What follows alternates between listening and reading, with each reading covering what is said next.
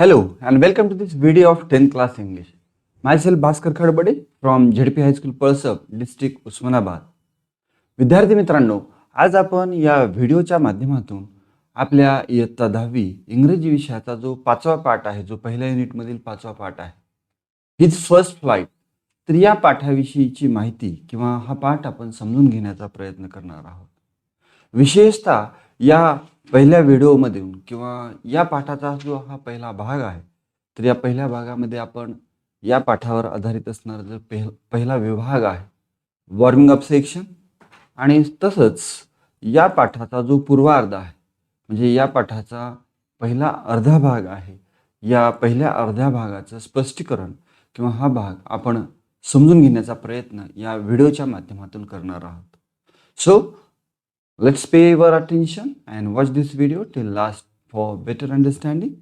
Also use your textbook while watching this lesson and read the whole lesson before going to this video. So let's start today's video. And remember your past memories. memory म्हणजे आठवणी. तुमच्या भूतकाळातील आठवणींना आपणाला या ठिकाणी उजाळा द्यायचा आहे. यामध्ये remember your past days and share with your friends about memories of your first day at school or your first attempt of cooking. आपण आपला जो शाळेचा पहिला दिवस असेल, तर तो पहिला दिवस तुमचा कसा होता याबद्दलच्या आठवणी तुम्हाला तुमच्या मित्रांसोबत शेअर करायच्यात, म्हणजे साझा करायच्यात.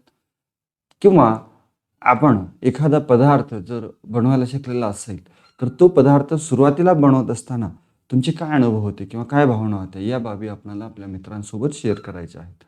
What role did your parents siblings play to help you to overcome your fear. मग पहिला दिवस शाळेचा पहिला दिवस असेल तरी तुम्हाला भीती वाटत असेल, किंवा नवीन एखादी गोष्ट ज्यावेळेस आपण पहिल्यांदा करत असतो, तर त्यावेळेस सुद्धा त्या बाबीबद्दलची एक भीती, अनामिक भीती आपल्या मनात असते. मग ही भीती कमी करण्यासाठी, म्हणजे पहिल्या दिवशी शाळेचा पहिला दिवस आणि शाळेची वाटणारी भीती, किंवा एखादा खाद्यपदार्थ बनवत असताना वाटणारी भीती, तर यामध्ये तुमचे पालक किंवा तुमचे भावंड यांनी तुम्हाला कशा पद्धतीनं मदत केली to minimize or to become overcome from the fear of the first day of your school or the first attempt at cooking or something cooking. तर यावर आपल्याला चर्चा करायची. दुसरी ॲक्टिव्हिटी पहा, डिस्कस अँड आन्सर. या ठिकाणी चर्चा करून आपणाला या प्रश्नांची उत्तरं सांगायची आहेत. त्यापैकी पहिला आहे, are there any situations when you got afraid. Afraid म्हणजे भीती वाटणे. आर देअर एनी सिच्युएशन म्हणजे परिस्थिती. तर तुम्हाला अशा काही प्रसंगाला सामोरं जावं लागलं का, व्हेन यू गॉट अफ्रेड, की ज्या प्रसंगामध्ये, ज्या परिस्थितीमध्ये तुम्हाला त्याची भीती वाटलेली असेल. तर निश्चितच प्रत्येकाला कोणत्या ना कोणत्या प्रसंगाची भीती वाटलेलीच असणार आहे. Yes, there are some situations in our life when we feel afraid, like sleeping in dark, or cold weather, or street dogs, ghost stories, corals, and first day at school. म्हणजे म्हणजे आपल्यापैकी बऱ्याच जणांना की कुठल्या ना कुठल्या प्रसंगामध्ये कुठल्या बाबीची आपल्याला भीती वाटलेलीच असणार आहे. तर अशा काही परिस्थिती किंवा प्रसंग असतात की ज्या प्रसंगामध्ये आपणाला कधी ना कधी भीती वाटलेली असते. जशा पद्धतीनं स्लीपिंग इन डार्क, अंधारामध्ये झोपण्याची भीती असेल, कोल्ड वेदर, अतिशय थंड हवामानाची भीती असेल, किंवा स्ट्रीट डॉग्स, आपण रस्त्यानं चालत असताना जे भटके कुत्री असतात त्यांची भीती असेल, घोस्ट स्टोरीज, किंवा मग ज्या भूताच्या कथा वगैरे असतात, तर या कथा ऐकत असताना सुद्धा आपल्याला कदाचित भीती वाटत असेल, किंवा काही भांडण, किंवा आपल्या शाळेचा पहिला दिवस, असे काही प्रसंग असतील की in which situation you feel a little bit of afraid. Now the second question is, how would you react if you had to travel alone? Alone, A-L-O-N-E, alone म्हणजे एकट्याने, आणि ट्रॅव्हल, T-R-A-V-E-L, ट्रॅव्हल म्हणजे प्रवास करणे. How would you react if you had to travel alone? म्हणजे ज्यावेळेस तुम्ही एकट्यानं प्रवास करत होता, तर त्यावेळेस तुमची प्रतिक्रिया काय असेल किंवा काय होती. तर या ठिकाणी साहजिकच प्रतिक्रिया काय असणार आहे, when we travel at first time alone or lonely, ज्यावेळेस आपण पहिल्यांदाच एकट्यानं प्रवास करत असतो, तर त्यावेळेस आपल्या मनामध्ये कोणत्या भावना असणार आहेत, he or she would be greatly disturbed and depressed if he or she had to travel alone. तर थोडंसं आपल्याला एक डिप्रेस, निराश किंवा थोडंसं म्हणा थोडासा मानसिक ताण आल्यासारखी जाणीव आपल्याला होत असेल. It annoys anyone. आणि एकट्यानं प्रवास करणं हे कोणालाही सुरुवातीला कोणालाही समजा चिंताग्रस्त किंवा काळजी किंवा थोडासा मनावर ताण निर्माण करणारी बाब असू शकते. Anybody and feel uncomfortable. आणि यामुळं आपल्याला थोडंसं अनकम्फर्टेबल म्हणजे अनइझी ऑर अनकम्फर्टेबल फील होऊ शकतं. पुढचा प्रश्न आहे पहा, how would you react if you had to stay alone at home. आत्ता नाही, समजा लहान असताना समजा एकट्यानं जर घरी राहायची पाळी आली तर तुम्ही कशा पद्धतीने त्याला रिॲक्ट करू शकता किंवा केलेलं असेल किंवा कराल. Afraid of staying alone at home and become uneasy and endlessly think that something unwanted. म्हणजे आपण जर घरी एकट्यानं राहत असाल, पहिलाच प्रसंग असेल, तर आपली जी फिलिंग असणार आहे ते अनइझी किंवा अनकम्फर्टेबल आपल्याला वाटेल. आणि आपले जे थॉट प्रोसेस आहे किंवा आपली जी विचारांची प्रक्रिया आहे एकटाच असल्यामुळं endlessly unwanted or negative thought may be there may be a chain of unwanted thoughts or negative thoughts and we will expect that something bad will happen and unwanted will be happen. आणि आपण कसा विचार करूया की जे अनपेक्षित आहे आणि जे वाईट आहे असं काहीतरी घडणार आहे किंवा घडू शकतं, अशा दृष्टिकोनातून आपली विचार प्रक्रिया या ठिकाणी चालू असेल. म्हणजे नाही त्या गोष्टीचा आपण विचार करत बसू. शेवटचा प्रश्न आहे, what would you do if you were lost in a new city. जर समजा आपणाला किंवा आपण थोडेसे छोटे असताना नवीन एखाद्या शहरामध्ये गेलो आणि त्या ठिकाणी हरवलो तर आपण काय कराल. किंवा आपण पाहतो की जत्रेमध्ये जर आपण हरवलो तर काय करू आपण. It would cause confusion in my mind. तर मग जो हरवलेला आहे तो गोंधळून गेलेला असेल, कन्फ्युजन असेल त्याच्या मनामध्ये. I will lose my conscious and rational thinking and run here and there to find any lead to my home or I shall collect my self and reach the police to get help from them. जर समजा आपण बऱ्याचदा पाहतो एखादं लहान मूल वगैरे हरवलेलं असतं आणि मग जे हरवलेलं असतं ते रडत फिरत असतं, त्याच्या आईवडिलाला वगैरे शोधत असतं किंवा ज्याच्यासोबत ते आलेलं असतं त्यांना ते शोधत असतं. म्हणजेच काय झालेलं असतं की आपण जर समजा नवीन शहरामध्ये किंवा समजा गर्दीच्या ठिकाणी, यात्रेच्या ठिकाणी जर हरवलो तर आपली प्रतिक्रिया काय, we lost the ability to think rationally and we will run here and there in search of something clues or to meet someone who know or to find out the right way towards our home or a relative or parents. आपण ज्यांच्यासोबत आलेलो आहोत त्यांना आपण शोधण्याचा प्रयत्न करतो, ते सापडत नसतात आणि आपण सैरभैर होऊन आपण नियंत्रण हे करू, म्हणजे आपल्या मनावरचं नियंत्रण किंवा सारासार विचार करण्याची क्षमता आपण त्या ठिकाणी गमावलेली असते आणि आपण अतिशय म्हणजे सैरभैर होऊन ते कशाचा तरी शोध घेत असतो जेणेकरून आपण आपल्या घरापर्यंत पोहोचू किंवा आपण ज्यांच्यासोबत आलेलो आहोत त्यांच्यापर्यंत आपण पोहोचू. तर हा एक मार्ग आहे. किंवा दुसरा एक मार्ग आहे, I will be collect my self, I will try to be calm reach to the police. तर थोडंसं शांत आणि एकाग्र होऊन मी कोणाच तरी मदत घेण्यासाठी किंवा कोणाच तरी मदतीनं मी जवळच्या पोलीस स्टेशनपर्यंत पोहोचेल, to get help from them. आणि त्यांच्याकडून मी काय करेल, मदत घेईल. Now here is the second activity, complete the following table. या ठिकाणी एक टेबल दिलेलं आहे आणि या टेबलमध्ये काय सांगितलेलं आहे, ऑडियन्स काय आहेत आणि त्याचं मिनिंग आहे. एका याच्यामध्ये म्हणजे म्हणी आहेत किंवा वाक्यप्रचार आहेत आणि दुसऱ्या ह्याच्यामध्ये त्यांचा अर्थ दिलेला आहे. तर आपणाला काय करायचं आहे, या म्हणींचा उपयोग आपणाला वाक्यामध्ये करायचा आहे. तर पहिल्यांदा मी ॲडम्स वाचतो. The first one is bird's eye view. Second one as free as a bird. 3 number eagle's eye. 4 number spread one's wings. यांचा अर्थ पहा. 1 नंबर द बर्ड्स आय व्ह्यूचा, view from somewhere high. Bird's eye view म्हणजे काय, पक्ष्यांच्या डोळ्याचा नजारा म्हणजे किंवा पक्षाच्या दृष्टीनं पाहणं म्हणजे काय, तर खूप उंचावरून आपण पाहणं किंवा निरीक्षण करणं. दुसरं पहा as free as bird. As free as bird म्हणजे पक्षाप्रमाणे स्वतंत्र. If he or she is carefree, ज्यावेळेस आपण कसल्याही प्रकारची चिंता काळजी न करता मुक्त छंद किंवा मुक्तपणे आपण संचार करतो, म्हणजेच आपण पक्षाप्रमाणे स्वतंत्र असतो. 3 नंबर आहे ईगल्स आय. तर याचा अर्थ आहे his ability to observe something closely, म्हणजे दूरवरून सुद्धा अतिशय बारीक निरीक्षण करण्याची क्षमता किंवा बारकाईनं निरीक्षण करण्याची क्षमता. आणि शेवटची प्रोव्हर्ब होती स्प्रेड वन्स विंग्स, तर पंख पसरणे. पंख पसरणे म्हणजे आपल्या क्षमतेच्या साह्याने एखादी गोष्ट साध्य करण्यासाठी पुढे सरसावणे. To try to work on things independently, स्वतंत्रपणे एखाद्या गोष्टीवर काम करायला सुरुवात करणे. तर यांचा वाक्यामध्ये उपयोग पहा.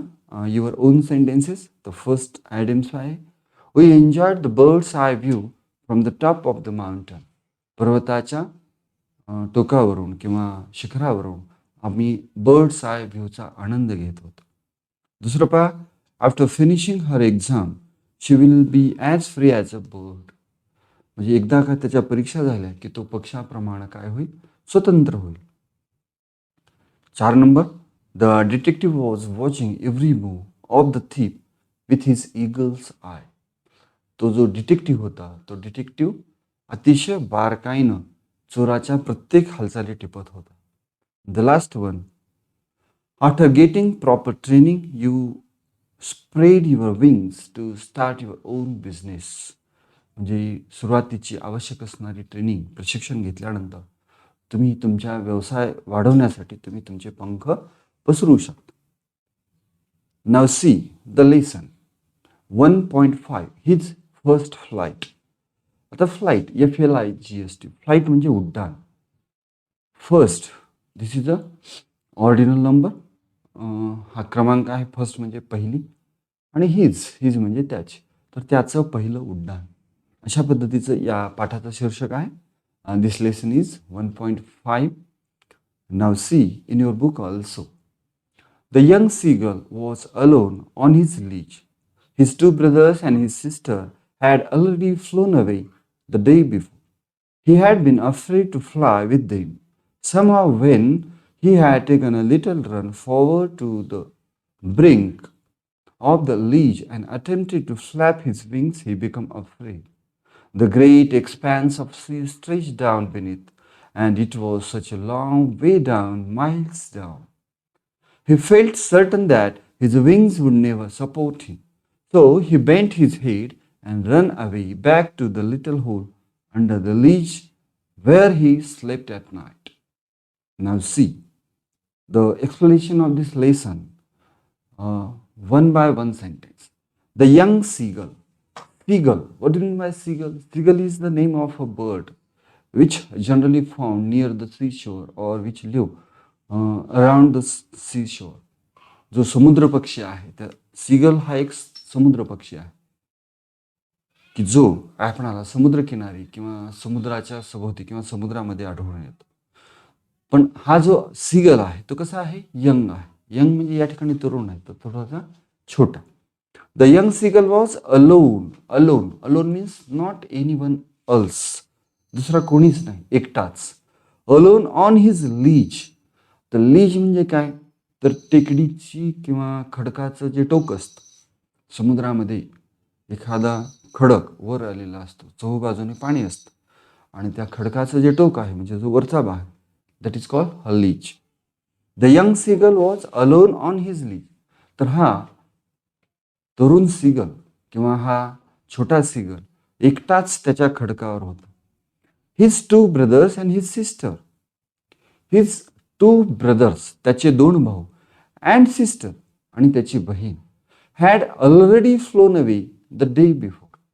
ऑलरेडी, रेडी म्हणजे तयार असणे, पण ऑलरेडी म्हणजे काय, अगोदरच. फ्लो, फ्लायचं ते स्वरूप flow.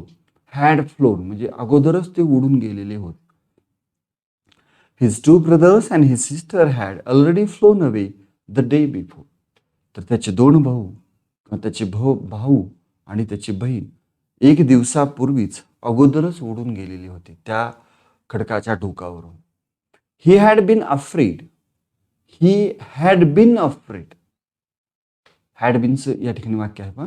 He had been afraid to fly with them. आणि मग याला काय झालेलं होतं, he had been afraid to fly with his brothers and sisters. ज्यावेळेस त्याचे भाऊ आणि त्याची बहीण त्या खडकावरून उड्डाण करून पुढं उडून गेले, तर त्यावेळेस हा सुद्धा प्रयत्न करत होता. पण ही हॅड बीन अफ्रेड, पण याला त्याची भीती वाटली होती. कशाची? टू फ्लाय विथ देम, त्यांच्यासोबत उडण्याची याला भीती वाटली, म्हणून हा एकटाच त्या खडकावर पाठीमागे राहिला होता.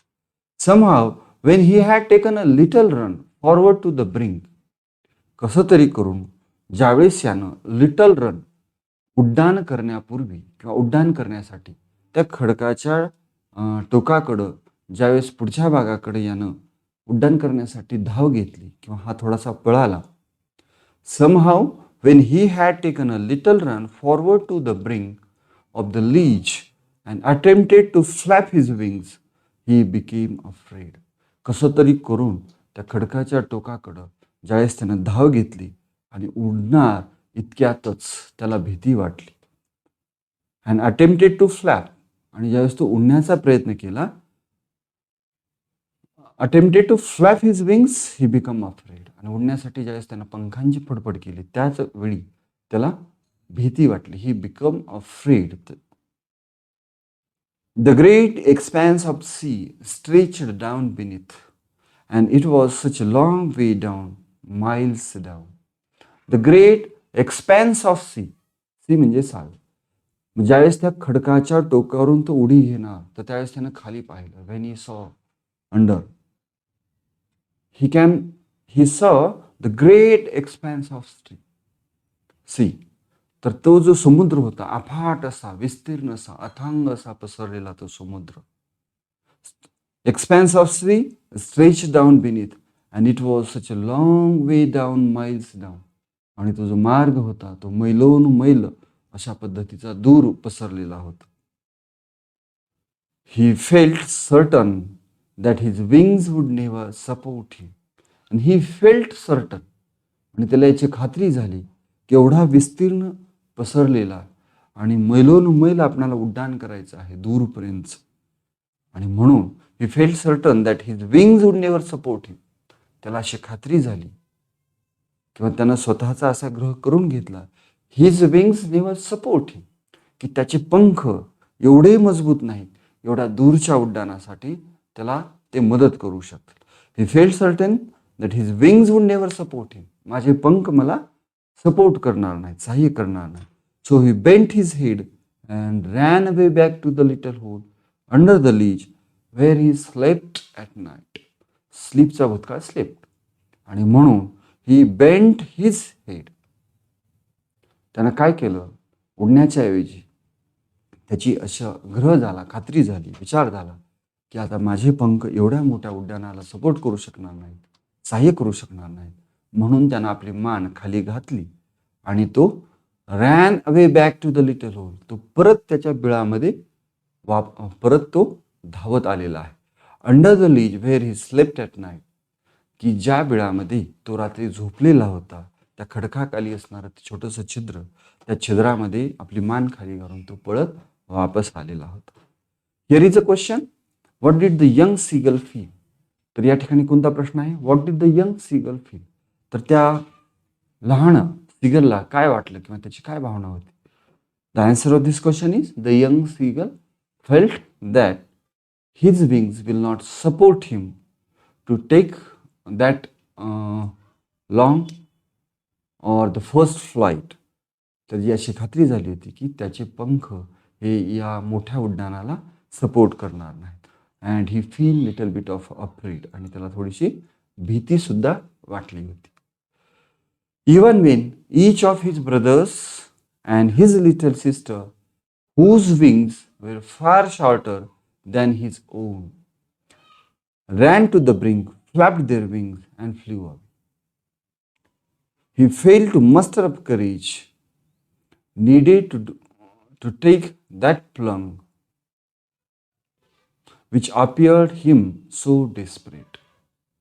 Even the little or the young seagull thought his wing will not support him, and he became afraid and he avoided to take his first flight. त्या छोट्या पक्षाला वाटलं की आपले पंख आपणाला सपोर्ट करणार नाहीत, आणि याची त्याला भीती वाटली, आणि म्हणून त्यानं त्याचा भावंडासोबत पहिलं उड्डाण करण्याचं त्यानं टाळलं होतं. बट इन फॅक्ट, पण वास्तव काय होतं, even Wien each of his brothers, त्याच्या भावापैकी प्रत्येकाचे जे पंख होते, अँड हिज लिटल सिस्टर, आणि तिच्या छोट्या बहिणीचे सुद्धा, whose wings were far shorter than his on, तर ज्यांचे पंख याच्या पंखापेक्षाही कितीतरी लहान होते. तर या ज्यांनी उड्डाण केलं होतं, या छोट्या सिगल पक्षाचे जे भाऊ आणि बहीण होते की ज्यांनी त्या दिवशी उड्डाण केलं होतं, तर त्यांचे पंख याच्या पंखापेक्षाही लहान असून सुद्धा त्यांनी या ठिकाणी उड्डाण केलेलं होतं. His little sister whose wings were far shorter than his own ran to the brink, आणि मग लहान पंख असताना सुद्धा ते त्या टोकाकडे धावत गेली. Flapped their wings and flew away, आणि त्यांनी त्यांच्या पंखांची फडफड केली. अँड फ्ल्यू अवे, आणि ते दूर उडून गेले. ही फेल्ड, परंतु he this young seagull fail to muster up courage, परंतु हाच एकटा होता की ही फेल, जो अपयशी ठरला. कशासाठी?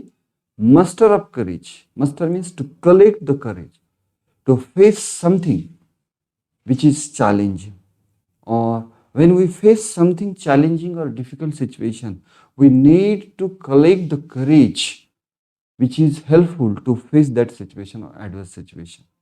When there is a afraid or little bit of fearful feeling within ourselves, आपल्या मनामध्ये ज्यावेळेस आपण एखाद्या कठीण प्रसंगाला, अवघड प्रसंगाला तोंड देत असतो, तर अशा वेळेस आपल्या मनामध्ये एक प्रकारची भीती असते, आणि या भीतीवर विजय मिळवण्यासाठी आपल्याला हिम्मत करायला लागते. आपण म्हणतो पहा, हिम्मत है मर्दा तो मदत है खुदा. म्हणजे तुम्ही जर हिम्मत केलं किंवा तुम्ही जर धाडस केलं आणि एक पाऊल पुढे टाकलं, तर बाकी सर्व गोष्टी आपणाला सोप्या वाटू लागतात. पण तसंच या ठिकाणी he fail to muster up courage. Muster up courage means to gather, gather म्हणजे गोळा करणे, और कलेक्ट एकत्रित करणे. The courage needed to do something challenging task, आव्हानात्मक कार्य करण्यासाठी आवश्यक जे असतं, तर ती हिंमत एकवटणं महत्त्वाचं असतं. आणि नेमकं हा जो छोटा पक्षी आहे, he fail to muster up courage to take that plunge. Plunge means उड्डाण घेणे, झेप घेणे किंवा झेपावणे, आकाशामध्ये उंच झेपावणे.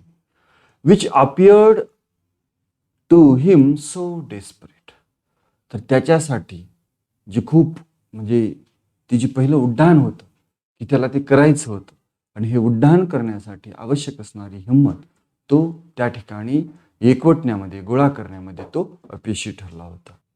His father and mother had come around calling to him shrilly, आणि त्याची आई आणि त्याचे वडील, हिज फादर अँड मदर, त्याचे वडील आणि त्याची आई, had come around calling to him shrilly, upbraiding him, threatening to let him starve on his leash unless he flew away. But for the life of him, he could not move.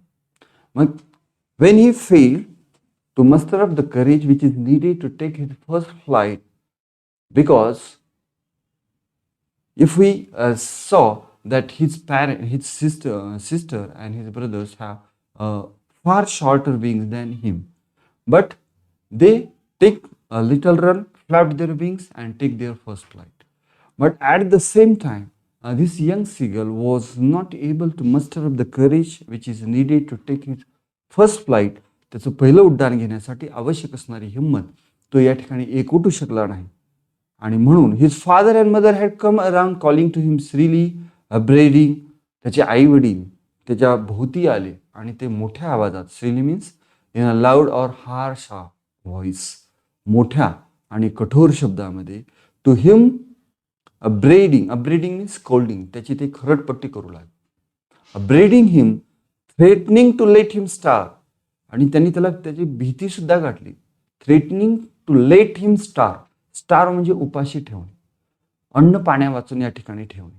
तर ते त्याला सांगत होते की तू जर उड्डाण नाही घेतलं आम्ही तुला खायला देणार नाही, म्हणजे तुला आम्ही उपाशी ठेवू. On his ledge unless he flew away, unless he flew, जोपर्यंत तू उड्डाण करणार नाही तोपर्यंत आम्ही तुला खाण्यासाठी काही देणार नाही. परंतु असं असून सुद्धा, but for the life of him he could not move, तर परंतु स्वतःच्या जीवाच्या भीतीनं तो काही जागचा हल्ला नव्हता, म्हणजे त्याला भीती घालून सुद्धा त्यानं त्याचं पहिलं उड्डाण घेतलेलं नव्हतं. That was 24 hours ago. Since then nobody had come near him. आणि हीच घटना घडून आता 24 तास उलटून गेलेले होते, म्हणजे एक दिवस संपून गेलेला होता. That was 24 hours ago. तर ही जी घटना आहे ती 24 तासापूर्वी घडलेली घटना आहे. Since then nobody had come near him. Since म्हणजे पासून, सिन्स देन म्हणजे त्या वेळेपासून किंवा तेव्हापासून, ज्यावेळेस हा प्रसंग घडला त्यावेळेसपासून, since then nobody had come near him, कोणीही त्याच्या जवळ आलेलं नव्हतं. The day before all day long, आणि अगोदरचा दिवस किंवा अगोदरच्या दिवशी, the day before all day long, संपूर्ण दिवसभर, he had watched his parents flying about with his brothers and sisters, perfecting them in the art of flight, teaching them how to skim the waves and how to dive for fish. आणि अगोदरच्या संपूर्ण दिवसभर तो पाहत होता, he was watching, त्याचं निरीक्षण चालू होतं. His parents flying about with his brothers and sister, त्याचे जे पालक होते, त्याची आई आणि वडील जे होते, तर ते त्याच्या भावंडासोबत आणि बहिणीसोबत ते उडत होते. Teaching them how to scheme.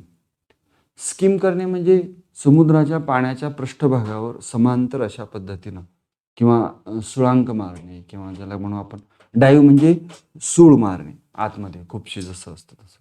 आणि आता स्किम करणे म्हणजे समांतर अशा पद्धतीनं उड्डाण करणे. Have to skim, move lightly just above surface sea, म्हणजे त्या पाण्याच्या पृष्ठभागाच्या अतिशय समांतर अशा पद्धतीनं थोडंसं वरून या ठिकाणी उड्डाण घेणे. How to skim the waves, wave WAVES, waves म्हणजे लाट, समुद्राच्या लाट. How to skim the waves and how to dive for fish. तर समुद्राच्या लाटांवरून, लाटाच्या पृष्ठभागावरून कशा पद्धतीनं विहार करायचं, आणि how to dive for the fish, आणि लाटांसोबत एखादा जर मासा असेल तर तो मासा पकडण्यासाठी त्या पाण्यामध्ये कशा पद्धतीनं घुसायचं याचं प्रशिक्षण ते देत होते. ही हॅड इन फॅक्ट, आणि तो खरं तर, scene his older brother catch his first herring and Dior it standing on a rock while his parents circle around raising a proud cackle. आणि ही हॅड, आणि त्यानं खरं तर, in fact scene his older brother catch his first herring, त्यानं त्याच्या मोठ्या भावानं, म्हणजे खरं तर त्याच्या भावानं त्याचं पहिलं herring, herring means a name of a fish, a soft boned sea fish, समुद्रामध्ये आढळणारा अतिशय मऊशार अशा पद्धतीचा मासा. He had seen his older brother catch his first herring and devour it standing on a rock. आणि त्यानं पाहिलं होतं की त्याच्या भावानं त्याची पहिली शिकार, जो हेरिंग मासा होता, तो पकडला होता. अँड स्टँडिंग ऑन रॉक, आणि एका खडकावर उभं राहून त्यानं तो जो मासा पकडलेला होता तर तो गट्टम किंवा तो खाऊन सुद्धा टाकला होता. डिवोर करणे म्हणजे आधाशीपणे खाऊन टाकणे. While his parents circle around, raising a proud cackle. Cackle means utter a shrill cry. आणि त्यानं त्याच्या भावानं पहिली शिकार पकडली म्हणून त्याच्या सभोवती त्याचे पालक जमून एका म्हणजे अभिमानानं किंवा उत्साहामध्ये त्याचं अभिनंदन करण्याच्या उद्देशानं, तर ते एक सुरामध्ये त्यांनी ती म्हणजे कॅकल किंवा किलबिलाट सुद्धा त्या ठिकाणी केलेला होता.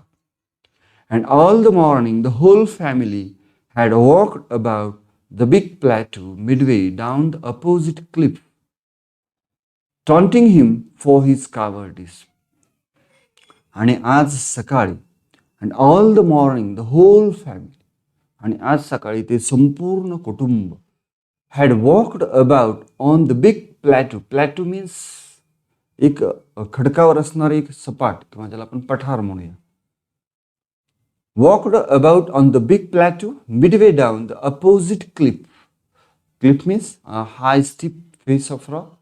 याच्या विरुद्ध बाजूला असणाऱ्या खडकाच्या मध्यभागी असणारं जे पठार होतं, तर या पठारामध्ये हे संपूर्ण कुटुंब या ठिकाणी पोहोचलेलं होतं. Taunting him for his cowardice. आणि सकाळपासून हे सर्वजण याला टॉन्टिंग करत होते किंवा टोचून बोलत होते. कशासाठी? Cowardice. Cowardice means lack of courage to face danger. भित्रेपणा ज्याला म्हणूया, किंवा धाडसीचा अभाव असणं, किंवा एखादी गोष्ट करण्यासाठी आवश्यक असणारी हिंमत किंवा धाडस याचा अभाव म्हणजेच तो भित्रेपणा. The sun was now ascending the sky. Ascending आणि डिसेंडिंग. असेंडिंग आपण गणितामध्ये पाहतो की चढता क्रम आणि उतरता क्रम. असेंडिंग म्हणजे काय? तर चढता. आणि डिसेंडिंग म्हणजे उतरता. जसं 1, 2, 3, 4 तर लहान संख्येकडून मोठ्या संख्या जर आपण क्रमानं लावल्या तर तो आपला चढता क्रम असतो. या ठिकाणी ascending, the sun was ascending the sky म्हणजे काय? तर सूर्य आकाशामध्ये काय करत होता? चढत होता. म्हणजे आता सकाळ करून दुपारकडे वाटचाल चालू होती आणि हळूहळू सूर्य आकाशामध्ये आपल्या डोक्यावर म्हणजे वरच्या दिशेला तो जात होता. The sun was now ascending the sky blazing on his ledge that face the south. आणि या छोट्या सिगलची जी लीज होती, जो खडकाची दिशा होती, तर खडकाचं जे तोंड होतं ते दक्षिणेकडे होतं. आणि हळूहळू जो सूर्य आहे तो आता आकाशामध्ये वर जात होता. म्हणजे दुपारची वेळ येत होती. आणि जसजसं दुपार होत होती तसतसं सूर्याच्या प्रकाशाची प्रखरता याला जाणवत होती. आणि म्हणून या ठिकाणी म्हटलेलं आहे the sun was now ascending the sky. आता सूर्य थोडा थोडा वर जात होता. Blazing on his ledge that face the south. आणि सूर्य की त्याचं खडक जे दक्षिणेकडं तोंड होतं, तर याच्या खडकावर सूर्य आग ओकत होता. म्हणजेच प्रखर सूर्याच्या प्रकाश किरणाची उष्णता ही प्रखर जाणवत होती. He felt the hurt heat because he had not eaten since the previous nightfall. He felt the heat because he had not eaten since the previous nightfall. आणि याला तर ती उष्णता खूपच जास्त जाणवत होती, कारण यानं अगोदरच्या रात्रीपासून अन्न काहीही खाल्लेलं नव्हतं किंवा अन्नाचा एकही कण याच्या पोटामध्ये गेलेला नव्हता. Here is the question, why did the young seagull feel hot? तर या यंग सीगलला हॉट कशामुळे वाटत होतं किंवा उष्ण कशामुळे वाटत होतं? बिकॉज आपण प्रश्नाचं उत्तर कसं देऊया? The young seagull felt hot because he had not eaten since the previous nightfall. This is the answer of this question. He stepped slowly out to the brink of the ledge and standing on one leg with the other leg hidden under his wings. He stepped slowly out to the brink. आणि हळूहळू तो त्या खडकाच्या टोकापाशी आला. Out to the brink of the ledge. आणि त्या खडकाच्या उताराच्या टोकावर तो आलेला आहे. And standing on one leg with the other leg hidden under his wing. आणि तो अशा पद्धतीने उभा राहिला. एक पाय त्यानं आपल्या पंखामध्ये लपवला आणि एका पायावर तो पुढच्या बाजूला झुकून या ठिकाणी उभा होता. He closed one eye then the other. आणि एक एक करत तर त्यानं त्याचे डोळे मिटून घेतले. And pretended to be falling asleep. Pretend, PRETEND. Pretend म्हणजे ढोंग करणे. आपण जसं अभ्यास करण्याचा ढोंग करतो किंवा वर्गामध्ये सर शिकवत असताना आपलं लक्ष सरांकडे आहे असंही ढोंग करतो आपण. तर तशा पद्धतीनं हा सुद्धा काय करत होता? ढोंग करत होता. म्हणजे खोटं खोटं भासवण्याचा प्रयत्न करत होता. काय म्हणून? Pretended to be falling asleep, की आता मला झोप येत आहे किंवा मी काही खाल्लेलं नाही किंवा मला भूक लागलेली आहे, माझ्याकडे अशक्तपणा आलेला आहे आणि मी कधीही पडू शकतो आणि अशक्तपणामुळे मला चक्कर येऊ शकते किंवा मी आता झोपी जात आहे. अशा पद्धतीनं एक एक डोळा मिटून त्यानं ते त्याच्या पालकांना हे दाखवण्याचा, भासवण्यासाठी हे ढोंग केलेलं होतं की मला आता झोप येत आहे. Still they took no notice of him. आणि त्यानं ढोंग केलेलं असताना सुद्धा स्टील म्हणजे तरीही they took no notice of him. त्यांनी त्याच्याकडं दुर्लक्ष केलं किंवा लक्ष दिलं नाही. He saw his two brothers and his sister lying on the plateau dozing with their heads sunk into their necks. आणि त्यानं पाहिलं की समोरच्या खडकाच्या पठारावर त्याचे भाऊ आणि त्याची बहीण आपल्या माना किंवा आपली चोच आपल्या मानेमध्ये लपवून ते या ठिकाणी डुलक्या घेत होते, आराम करत होते. His father was preening, making an effort to clean feathers with the beak. The feathers on his white back. आणि त्याचे जे वडील होते त्या पांढऱ्या शुभ्र पाठीवरील त्यांची पिसं तर ते चोचीच्या साह्यानं स्वच्छ करत होते. Only his mother was looking at him. फक्त त्याची आईच त्याच्याकडं किंवा फक्त त्याच्या आईचं त्याच्याकडं लक्ष होतं. बाकी त्याचे भाऊ आणि बहीण त्या पठारावर मस्तपैकी डुलक्या घेत होते. वडील त्यांच्या पाठीवरील पांढरे शुभ्र पिसं हे स्वच्छ करत होते चोचीच्या साह्यानं. Only his mother was looking at him. फक्त त्याची आई त्याच्याकडे पाहत होती किंवा त्याच्या आईचंच त्याच्याकडे लक्ष होतं. She was standing on a little high hump. Hump means थोडंसं सपाट भागामध्ये जे थोडंसं उंचवटा असतं जमिनीचा तशा पद्धतीनं. Hump means a round raised mass on land, म्हणजे जमिनीवरच थोडंसं टेकडीसारखं उंच असणारा भाग. She was standing on a little high hump on the plateau. Her white breast thrust forward. आणि त्या छोट्या अशा उंचवट्यावर त्या पठारावरील त्याची आई त्या ठिकाणी उभा होती आणि त्याची जी छाती पांढरी शुभ्र छाती पुढच्या बाजूला ती म्हणजे त्याची ती पांढरी शुभ्र छाती दिसत होती. Her white breast thrust forward now and again. आणि ती सारखं सारखं now and again. She tore at a piece of fish that lay at her feet and then scraped each side of her beak on the rock. म्हणजे सारखं सारखं तिच्या पायामध्ये तिच्या पायाखाली असणारा जो फिश होता, जो माशाचा तुकडा होता, तर त्या माशाचा एक तुकडा ती आपल्या चोचीच्या साह्यानं तोडायची आणि आपली चोच त्या खडकावर दोन्ही बाजूला ती या ठिकाणी शार्पन करण्यासाठी म्हणजे त्याला धार लावण्यासाठी किंवा तीक्ष्ण बनवण्यासाठी ती घासायची. Now and again she tore at a piece of fish. अधूनमधून ती तिच्या पायाखाली असणाऱ्या माशाचा एक तुकडा तोडायची. That lay at her feet and then sharpen means rubbed, घासली.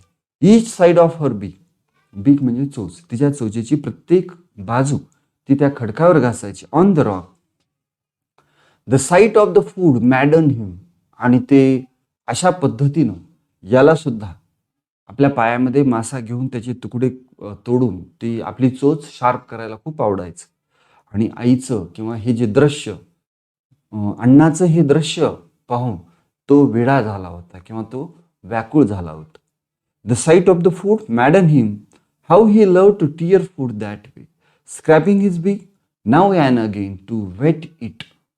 आणि त्याला सुद्धा अशाच पद्धतीनं माशाचे तुकडे तोडून आपली चोच दोन्ही बाजूनं या ठिकाणी धारदार बनवायला खूप आवडायचं.